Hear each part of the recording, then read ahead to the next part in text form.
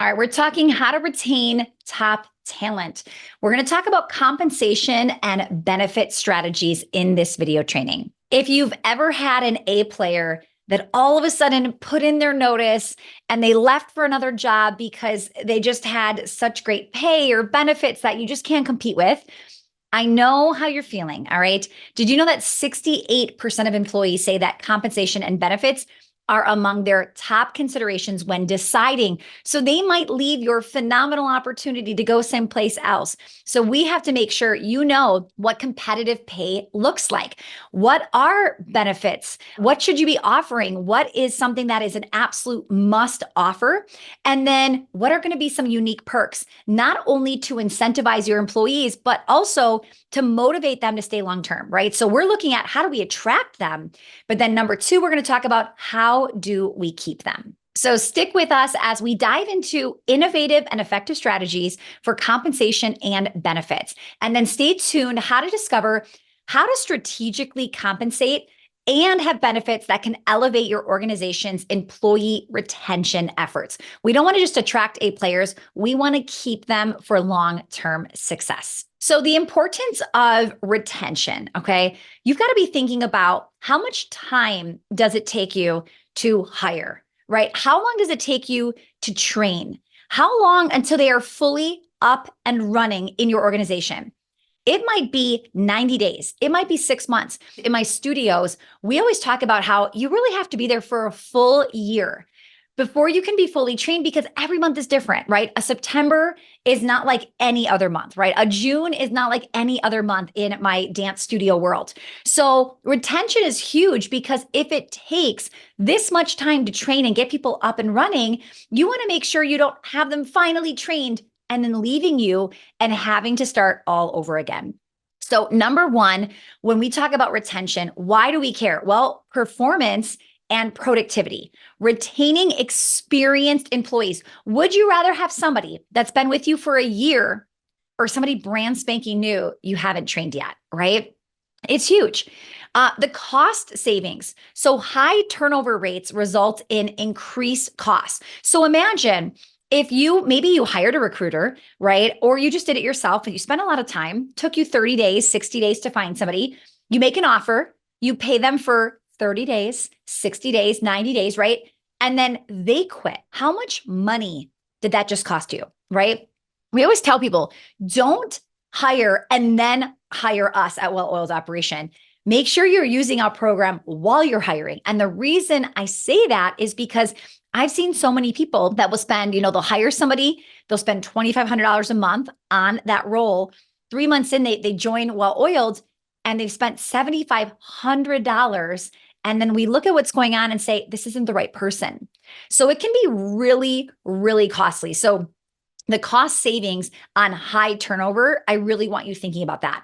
Another thing is employee morale and engagement. When everybody is quitting, when it feels like everybody is quitting, it can be a snowball effect. People start thinking, wait, should I not be here? What's going on, right? Should I be looking elsewhere? Oh, wow, they're leaving because there's better pay out there. Should I be looking for better pay? So these are all really important factors you should be thinking about. And it's not just direct expenses, right? But there are indirect expenses when an employee leaves and they need to be replaced, right? So it could be recruitment expenses, hiring costs, training expenses, productivity losses during that transition period, right? Maybe you have to replace somebody and you're getting refund requests, right? And then just that impact on team morale and performance. Now, retaining top performers is extremely valuable for the sake of their knowledge and expertise. If they've been with you for, like I said, 90 days, 6 months, a year, the information that they've already retained, right, is going to be so much greater and so much further along than a new hire. Another thing too is leadership and innovation. So this is something we have seen time and time again. When you have long-term employees that work for you, they feel more open to share, to give suggestions, right? And they create a culture of other people sharing, innovating, giving suggestions. When you have all newbies, right? New people on your team, they might be quieter because they don't know, should I be talking? Nobody else is talking, right? So what happens is you've got all of these new people that don't maybe necessarily feel comfortable in sharing, or they just don't know, should I share, right? Nobody else is sharing. That's a big thing. When you have retained people that have been with you a year, 3 years, 5 years, we have people that have been with us. I think my longest employee right now is like 14 years in. Okay. So they feel very comfortable in the organization. They know that they are valued, that they are seen, that they are heard. So they'll suggest. And what happens is when other people see these people suggesting, they think, oh, she cares about our opinion. She wants to hear what we have to say. So competitive compensation is something to consider, and benefits packages, right? They play a significant role in retaining. Now, you might be thinking, I'm a small business owner. What do you mean benefit packages? I don't have benefits. I'm not able to offer benefits. Okay. I hear you. And there's still ways you can do it. So stick with me. And then you might be thinking, how can I compete with the market when I am such a small business? Okay. Both of those can be done. All right. So number one, you want to be thinking about attraction and retention. So offering competitive salaries and benefits is just going to attract better people. Okay. You need to know what is out there in the market, because if you don't, somebody they may not know either, right? And they may take your job, but then they start looking around and they realize, wow, I'm getting severely underpaid. And a lot of times people will say, I love you, but they offered me double, right? And that is going to be really, really hard to keep people. So it is really important that you understand and know the market and know what's going on in the market. Okay. Employee satisfaction. A lot of times when people are happy, they're less likely to even be looking, right? So the more they feel valued and paid well and served right well, they're not going to be looking. You can also offer retention incentives.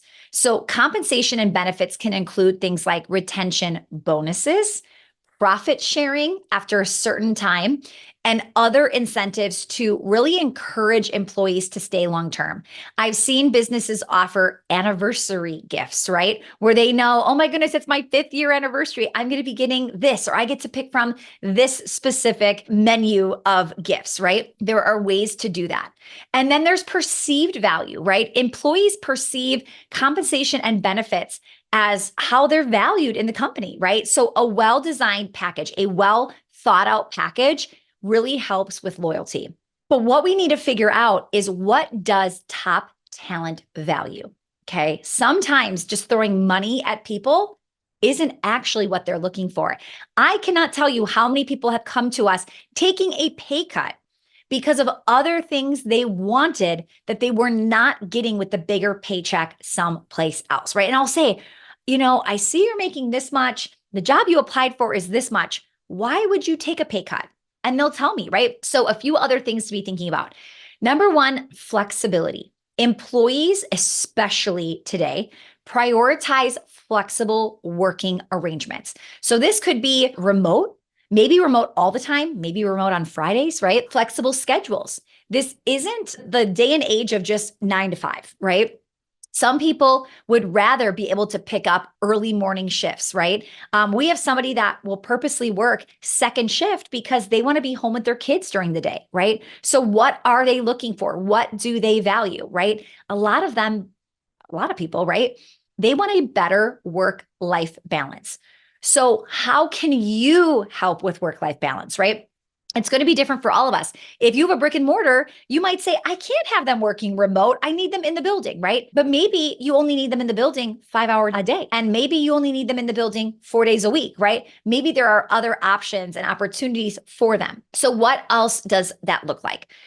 Paid time off, right? Parental leave. These are all really good examples of what work-life balance could mean to them. You could incorporate wellness programs. This could give them an opportunity to maybe, get a gym membership somewhere. Mental health days, right? What do they value? What are they looking for? If you don't know, ask, survey your current people. When you are on a potential interview, ask them what is important to them. Another thing is, people want to feel connected. They want to feel that they have a purpose. They want to be fulfilled.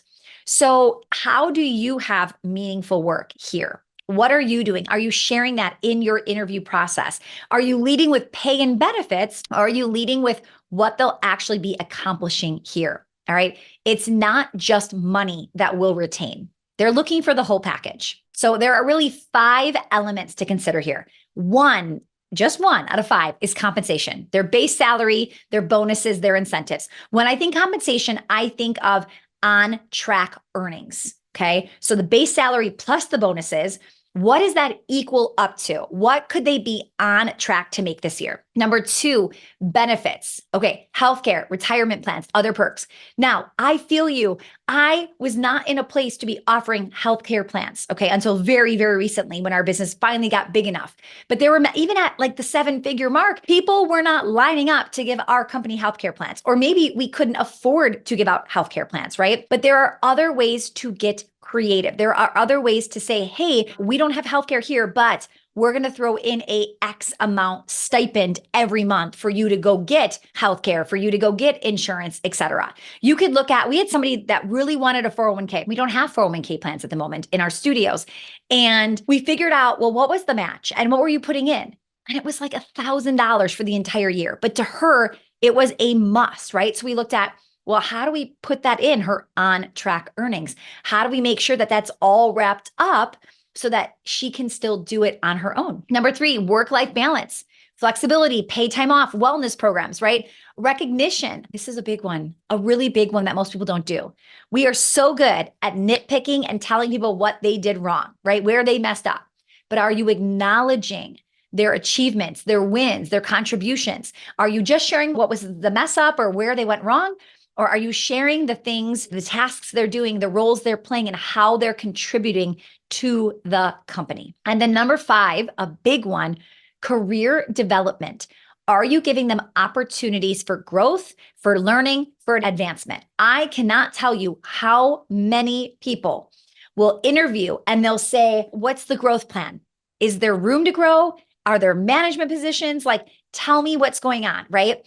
You want to be able to show the opportunity to grow with your company, right? Where could they go? What is something that might be popping up in a year or 2 or 5, right? They want to know this. And then really tying in what we call like the total rewards.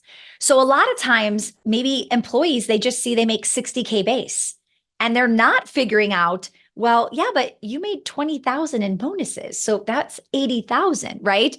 And then your benefits, we pay X amount and you get this many days off, right? We give them like 10 plus holidays off, paid like PTO, and then also their birthday off. So these are things we want to make sure they know and that they can see this every year of, whoa, we don't just pay you 60K, right? We pay you this plus that, right? So we call that the total rewards and showing it to them.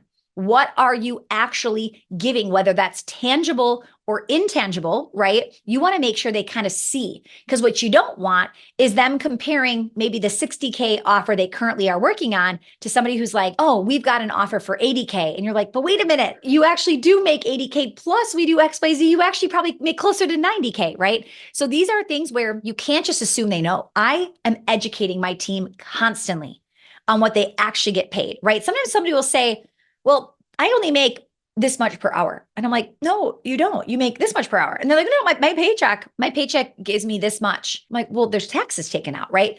Obviously, we know that. But you would be surprised how many people could be comparing your after-tax pay to a different job posting that they're not taking after taxes. They're saying, hey, this is an 80K offer. Okay. So educate. Now, I want to go through each of these a little bit more in depth. Okay. I went through a little quickly. Now I want to take some time and really break these down. Okay, so let's talk a little bit more about compensation strategies to really retain talent. So I want to break down, what does it look like for competitive salary structures? Now, market research is huge. It's so easy to do. Go on sites like Indeed, right? Go to salary.com. Go to these places and find out, what are people making there, okay? Another thing we did was, as we were interviewing new people, we were just always asking at their last job, and what was your salary, right? And we started to realize, okay, the typical salary for this role is X. Where are we? Where do we fall? So you really want to be careful and understand what is out there. Okay. Because if the market is offering it, you're going to have to make sure you understand when you go to put out those job postings. Now, understand your industry standards. Okay. So market research is really going to help you know, do I have a shot?